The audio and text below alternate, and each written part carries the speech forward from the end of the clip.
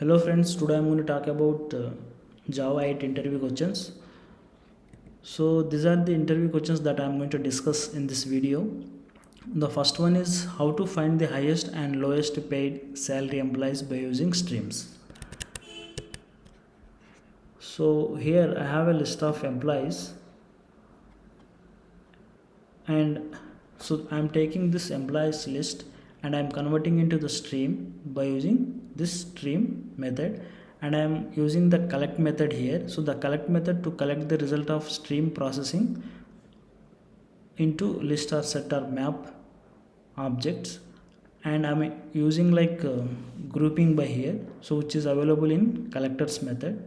So collector class, and I am doing grouping by using this department, and again I have one more method, that is collecting and then method, and I am doing max by. So this method will available inside this collectors method. So these collectors are used to combine the result of processing on the elements of stream.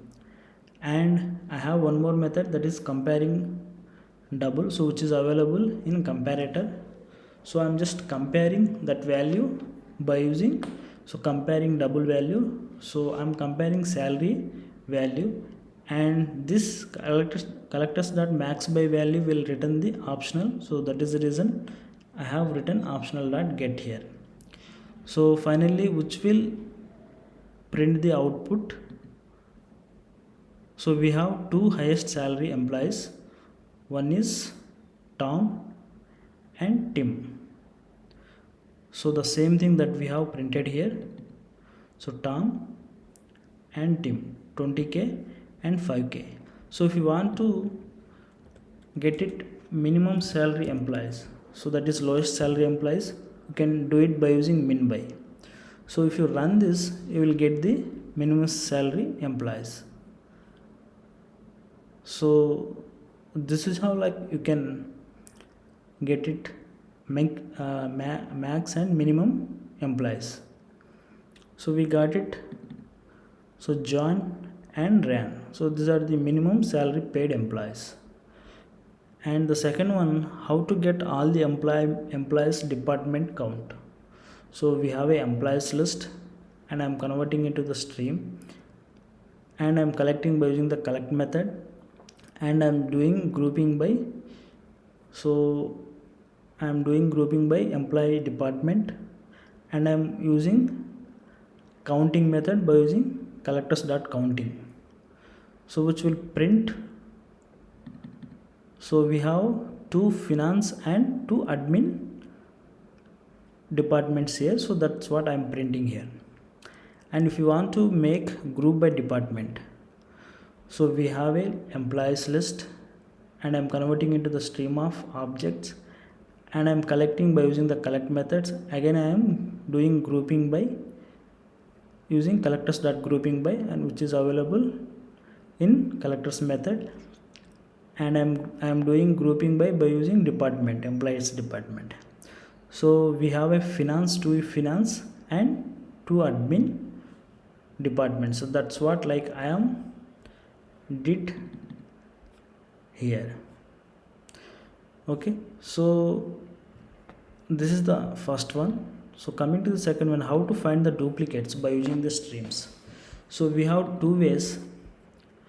So if you have integer array, so what we can do is, so we can pass this input array to this find duplicates method, and we can create one set, and so we will convert it into the stream, that integer array, and we will using the filter method to eliminate the elements based on some criteria, and I am using the lambda expression.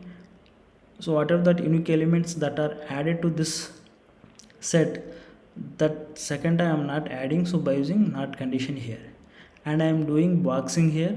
So whatever that elements that I have added, those are primitive values, and I am just converting into wrapped values. So wrapper values, that is by using boxed, and I'm collecting finally okay, and what are that values that I have collected, and I am converting into the set by using collectors.toSet. So this is one way of like finding the duplicates. So either you can use integer array or string array. So let's say if you have like a list of elements, so list of strings or list of numbers, then how can you find the duplicates? So we have another method. So I am passing the list here, and I have created one set, and I'm converting this list of string values into the stream, and again I'm doing the filter method, so used to eliminate the elements based on some criteria, and I have a unique elements, and I'm adding that so processed elements to this unique element set, and I'm collecting by using collect method here, and I'm converting into set, and I'm returning that result. So if you run this, so you will see these two outputs. So these are the two approaches. So either you can use list of strings or list of numbers here. So the first one, so we have a duplicates, so 555 and 333, and the second one we have a duplicates ABC list of strings. So this is the second example, guys. So and the next one is what is flat map. So how can we use the flat map? So let me explain this flat map. So when you have like a stream of elements, we can directly process these elements. So either you can use like list or map or set methods. So here I'm using the map method, is to like map each element to its corresponding result, and I'm just making this a comma b to uppercase, and I'm collecting by using the collect method. I'm just converting into the to list. So when I print this, I will get the uppercase letters. So this is pretty straightforward because I have a list of strings. So let's say you have like a list inside another list, then how can you process those elements by using the streams? So because arrays as list, we have Tom and John. So these are the two lists are available inside this another list, right? So what we can do is, instead of map, so we can use the flat map. So I'm just converted this list into the stream, and again I'm using the flat map to get the list inside the another list, and I'm using the collection of streams here, and I'm collecting, and I'm just converting into collectors.toList. So this is how like you can use the flat map method. So when you have like list inside another list, set inside another list, or map inside the list, so then you can use the flat map like this. So this is flat map example, guys. So coming to, so when you have like numbers, or like when you have some numbers, you want to find the average, so by using the streams, how can you achieve that? So basically we have statistics API in Java 8, so we can use that. So statistics collectors are introduced to calculate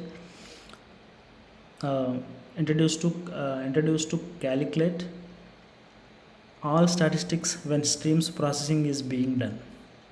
So here I am using list of numbers. These numbers are integers, so that is the reason I am taking int summary statistics.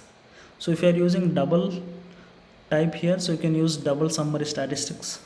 So depends on your type, so you can choose here. And so those numbers are I'm converting into the streams, and I'm again like using the map to int method, and I'm using the lambda expression, and so we have a summary statistics method. So this summary statistics will have so different kinds of method. So either you can calculate average, or like if you want to get the max value, you can get it. If you want to do some sum, you can use it by using get sum. So if you want to get count, so you can get the count of these elements. So if you want to get the minimum value, so you can get it the minimum value. So here I am doing average of these values, so that is the reason I took get average. So if you run this, you will get the average value. So this is one example, guys. So we have another one, peak. So basically peak method is mainly to support the debugging. Okay, so where we want to say like elements as they flow fast as certain point in pipeline. So using peak, so without any terminal operation does nothing. Okay, uh, so let's say, so I have a list of strings here. So I'm just using the filter method to applying some criteria here. So that is like whatever that greater than 3 length, so that values I'm taking here, and I'm just processing those elements. So the length greater than 3 elements, we have 3 and 4, because these two elements length are 4, and these two elements I am debugging with the help of peak method. And once, so I get it this value, and I will just mapping by using the uppercase. I'm just making the uppercase these two values. So when you run this, you will see 3 and 4 values will be print. First 3 will be print, and after that 4 will be print. So these two values will be print 2 times. So first is lowercase and the uppercase. So that is the output. And not only the debugging, so we have like we can change the internal state of the behavior of the object as well by using this peak method. So see this. So the first one, so filtered value, so it is printed lowercase and after that uppercase. Again the 4 lowercase and uppercase. So this is how like you can debug by using the peak method. Okay, this is one way. So not only the debugging, so we can change the internal state of that object as well. So here, so user stream dot peak method, and I am setting the username here.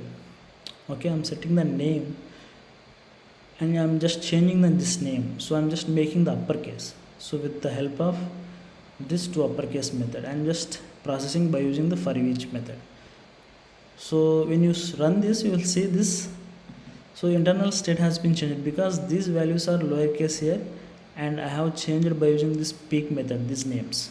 So we have converted into uppercase. So this is how like you can use the peak method for two reasons. One is for debugging, another one for is you can change the internal state of that object. And if you want to print like some random numbers, okay, so we have a random class, so we can use that random class, and we have a ints method. So if you want to limit some numbers, then you can use the limit method. So I'm just limiting 10 numbers here, and I'm just sorting that random numbers, and I'm just iterating by using for each method. So it's pretty straightforward. So we just print this 10 random numbers here. And reduce, so this is very important and frequently asked interview questions. Basically, so the reduce method will combine the elements of a stream and produce a single value. So we have some integer values, that is 2 4 6 8. Okay, so the reduce method, so we have a numbers, I'm just converting it to the stream, and we have a reduce method. So I'm using that reduce method, so which will have like two arguments. So the first one is identity. So identity is a initial value, and the second one is accumulator. So accumulator is a function for combining two values. So I'm just combining two values. Okay, so this identity, so if you want to add any value to this accumulator, so we can add that value. Okay, basically if you run this, we will see this sum value. So 2 4 6 8, right? So 6 6 12, 12 plus 8 20, the output will be 20. So let me run this and show you how it will look like this. See, we have 20. So if you want to add like addition to this identity, so the output will be 21.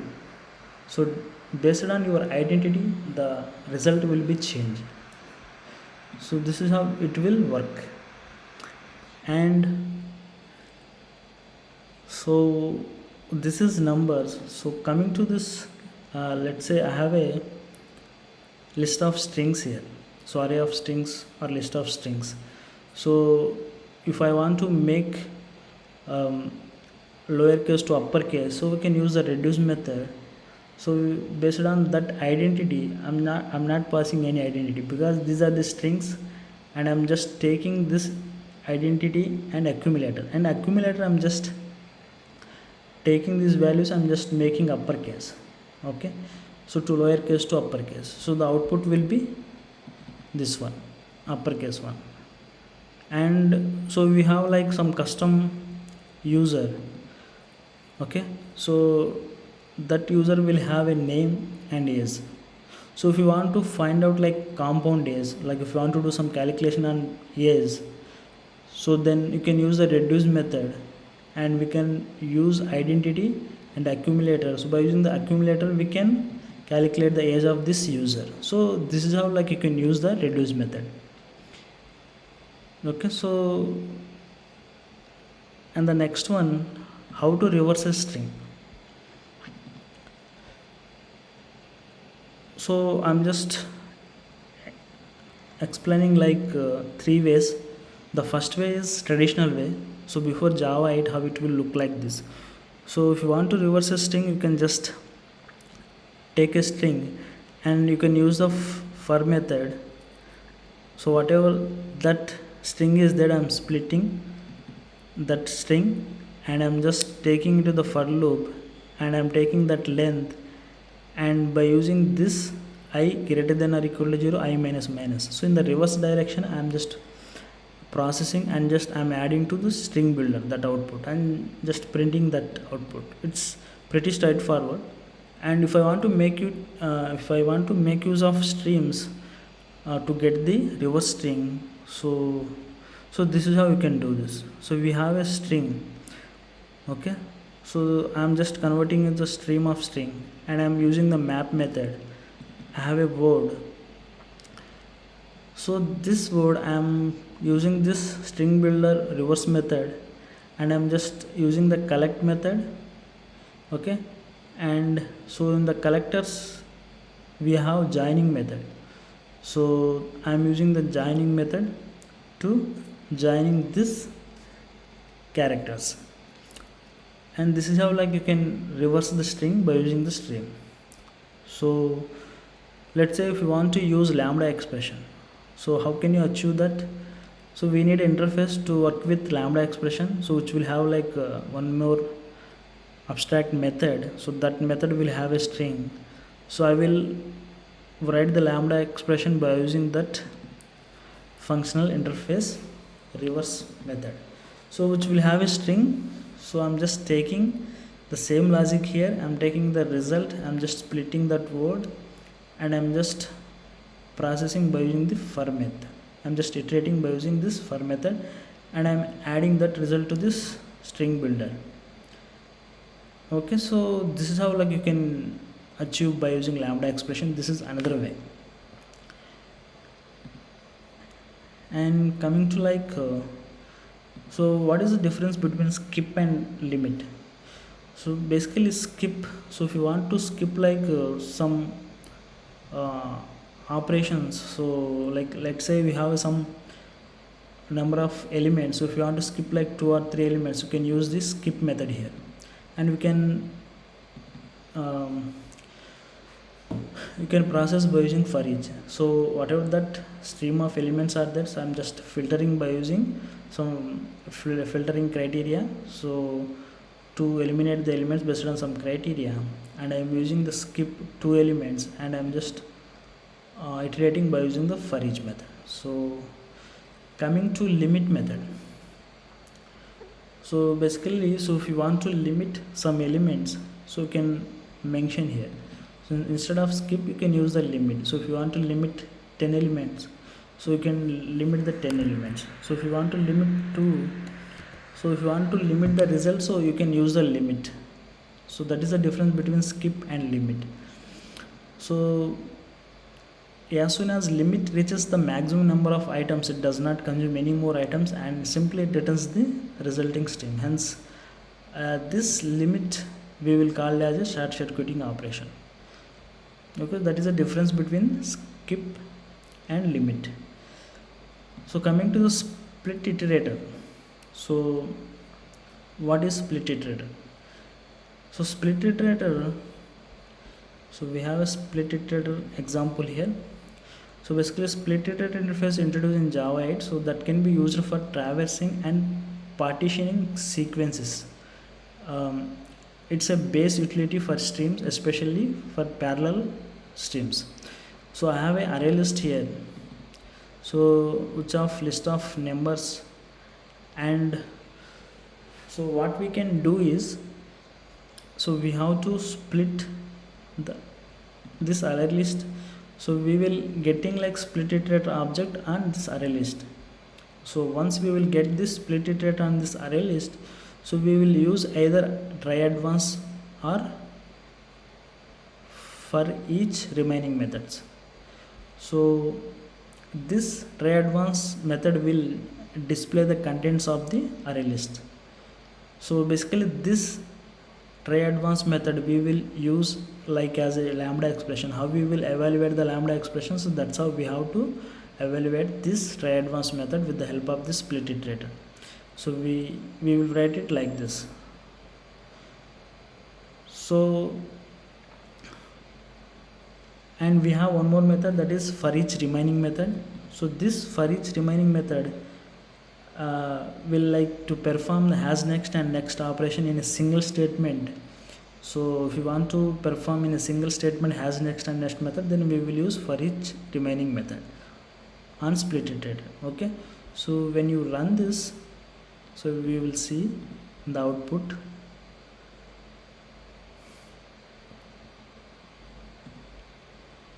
like this.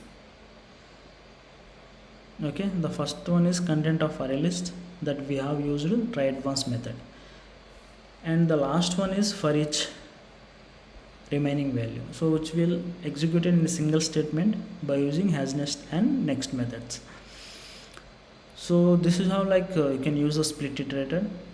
And coming to string count, so if you want to find out the string counts by using streams, so this is how like you can do it. So let's say I have a string, okay, and that string I will convert it into the characters, and I will use filter method to use some eliminate the elements based on some criteria. And I have a characters, I'm just checking this characters count dot count. Okay, so this is to find out the characters count in string.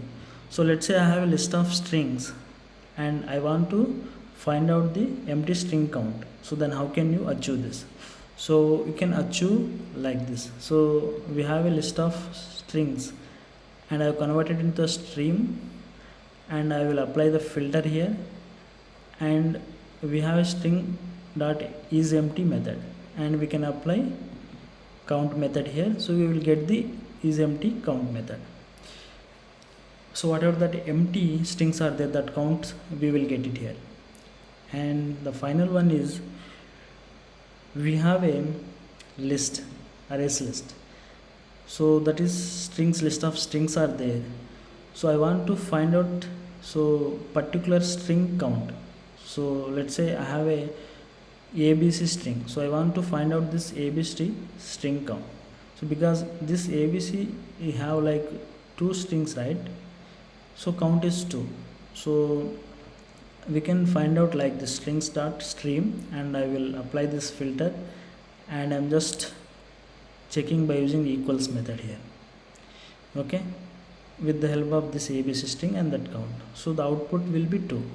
So let's run this and see how it will look like this.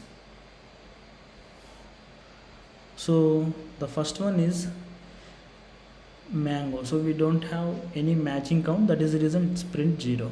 And we have two empty counts, so that is the reason it's printed 2. And the last one we have a ABC, two strings, so that is the reason 2 counts. Okay, so this is how like you can find the strings count. So by using characters or like empty strings are like string counts. Okay, so that's it guys. So if you do like this video, so please go ahead and like this, and if you haven't subscribed my video, so please go ahead and subscribe my video channel. Okay, so thanks for watching. Bye, have a good day.